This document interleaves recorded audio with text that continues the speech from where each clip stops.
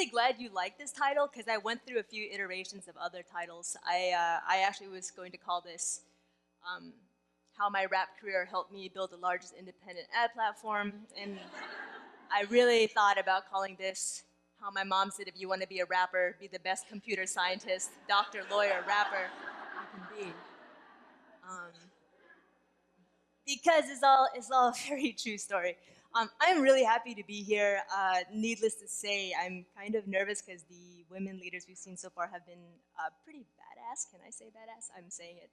Um, and it's actually a pretty mind-blowing experience to think that I can talk about rap and real-time systems on this stage at the same time. I didn't really think this was something that I would ever do because even though I've had these dual careers, I kept them strictly compartmentalized for most of my professional life.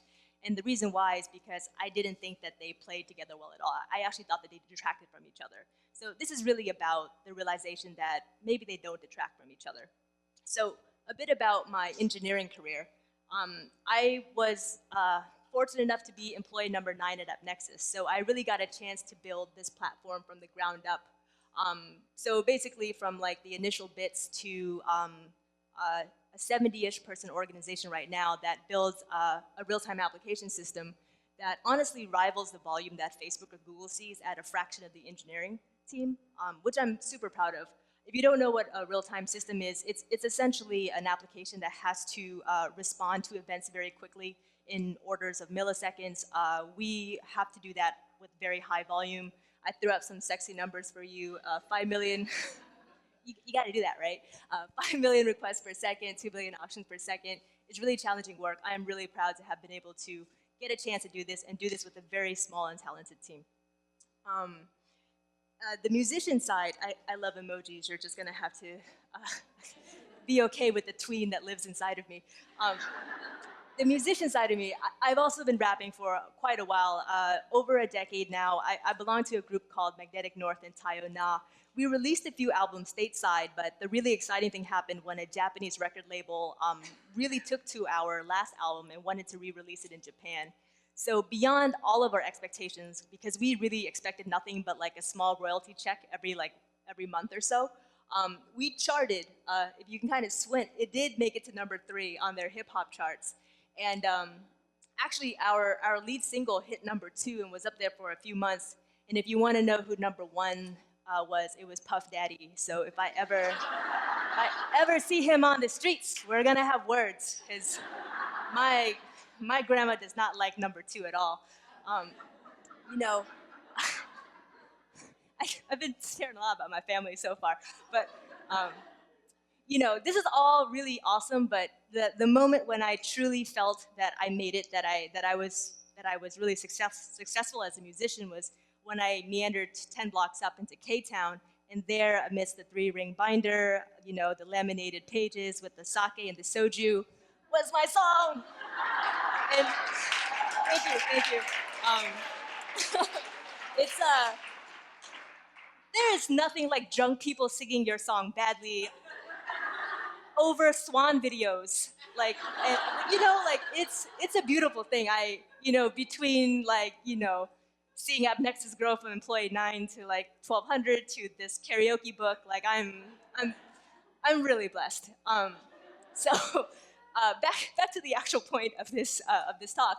I had 2 careers that I kept in very, very strict compartments for most of my life.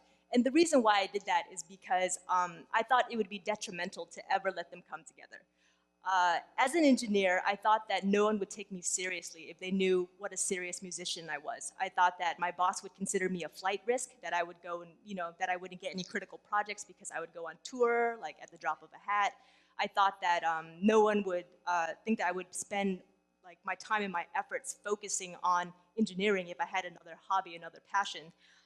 Also, technology is known for being very objective, very data-driven, very rational, and art is about lots of feelings, and there's nothing that will hurt your technical credibility more than to talk about feelings in like a tech design discussion, you know? Like you will get torn apart for having feelings. It's about data. So I kept that apart from my engineering side. as a musician, I mean, look at me. I don't have any street credibility as a rapper. Like, could you imagine me like opening that I'm a programmer on top of being a rapper? Like, I didn't see it. I didn't see it. I kept them very strictly apart. To me, even the thought of combining them didn't really hit me till about three-ish, 4 years ago. And that was about the same time that I had just gone from an individual contributing engineer to a team lead. And at that time, I was terrible. I was a terrible team lead. I wasn't able to make any tie-breaking decisions between my engineers. I was afraid of picking the wrong solution. I wasn't able to fight for the right prioritization. I wasn't even trusting my gut on hires. I hired someone that I thought would be a bad egg on the team, and I just let someone else's opinion run roughshod over mine. And this was just, I was just not doing a good job. Around the same time, I was also equally busy with planning a charity concert. And during this concert, I decided to invite a few coworkers. And I wish I could tell you it was because I felt courageous enough to show them my other side, but really, my broke friends weren't going to, donate any money, but my coworkers might donate to this charity. But it ended up being great because after the show, my boss at the time, Brian O'Kelly, he ran up to me and he was pumped, and I thought he was going to congratulate me on the show, but he was pumped because he was like, Tivu, that's my nickname, Tivu, I want team lead Tivu, I want conference room Tivu to be the same as on stage Tivu.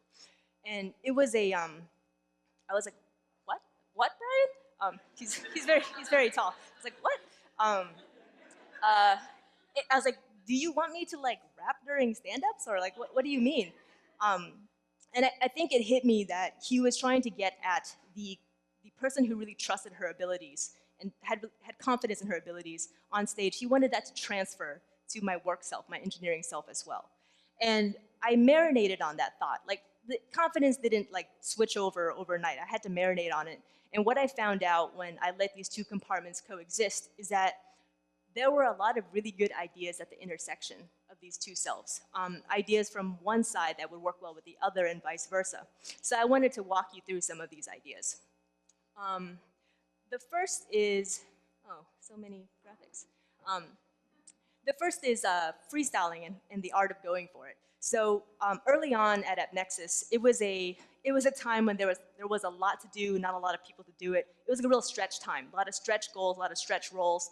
I had a very hard time with it because although I love to work hard and I'm not scared of hard work, I like to be 100% prepared for anything that I take on. It's the perfectionist in me. I don't like to make decisions, bad decisions that hurt other people because I don't have experience. I just like to know what's going on before I jump into it. A really terrible thing to have if you're at a startup, because you are going to defer growth opportunities and defer responsibilities, and I was really seeing myself being left behind. It hit me when I was freestyling with a group of friends, and freestyling, for those that don't know, is basically improvisational rap. You get in a circle, you make up lyrics on the spot. You essentially can't prepare for freestyling because that is lame, to come to a freestyle with prepared lines. Like, it doesn't work. The idea behind freestyling is to actually be in the moment, be comfortable with being unprepared, be comfortable with like your leaps of faith, understanding that courage is as important as preparation. And I was wondering why that trait didn't transfer over to my engineering trait. And it really helped me tap into my comfort with understanding that you need the courage to just trust that you can just start and you will find your way out of it. So that's how freestyling really helped me get through the first phase at AppNexus. Now, the second phase of AppNexus actually had to do with management. So as my team grew larger and larger, my management responsibilities grew more and more. And for most of y'all in here, you know that managing people is really tough. Like, I thought managing systems was tough, but at least with the system, you can debug it and like look at the source code. And like, I wish I could restart a person to buy me some time to figure out what is wrong. I wish I could look at the code and be like, why aren't you making eye contact with me? Why aren't you listening to me? Like, engineers, you feel me? It is a different ballgame out there, and I was not prepared for this. So for me, one of the things I struggled with the most was implementing process. As a small team, you get process for free. Very organic, people just work together. I don't know how, magic, peer pressure, it all came together. As a bigger group, you have to communicate, you have to coordinate. There's all this cross-team, all this cross-team collaboration that has to happen.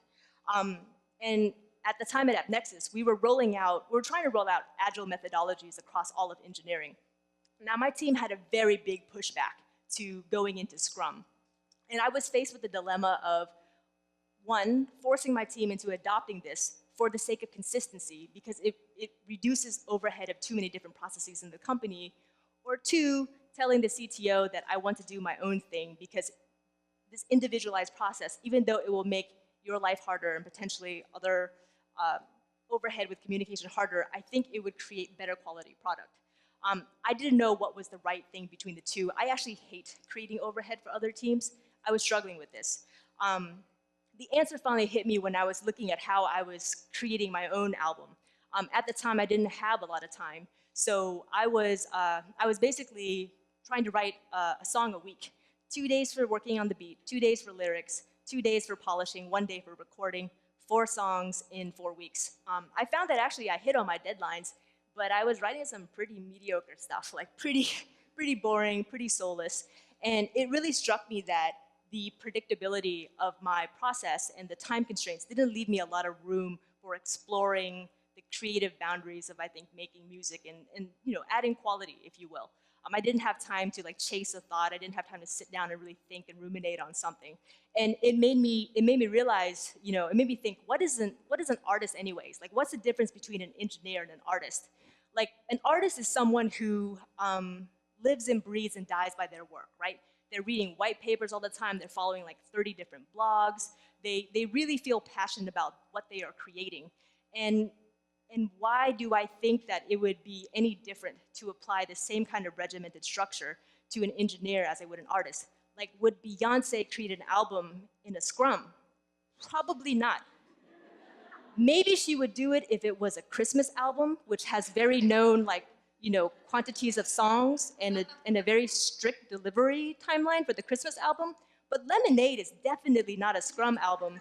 And if anyone works on these albums and knows for real her project management style, please tell me.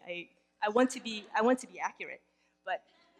But the general idea is I discovered my leadership style in this moment. I discovered that the people that work for me that love their work, they are very similar to artists, and that I wanted to treat and nurture their creativity, their innovation, and give them the guidelines and the structures that they need to deliver stuff, but also do what they do best. And it helped shape a lot of my other policies going forward. And it is something that I never would have found out had I kept compartmentalizing the two. And for me, I had to, when I work on this, I have to question, am I just talking, and is it for real?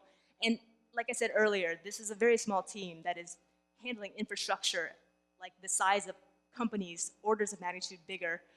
My retention rate is really low. I think they like what they're doing. I think we're doing a very good job. So this leadership style works for me. I'm happy with it, and I'm happy of how I came to this style, if you will. So to end this, my question to you is, why not bring your whole self? I'm just going to take a stab at how I think a lot of us do compartmentalize out there. And I say that because we don't see a lot of different styles of leadership. And I think we like to replicate what we see has succeeded in the past. And because of that, we end up cutting off parts of ourselves to try to fit this mold.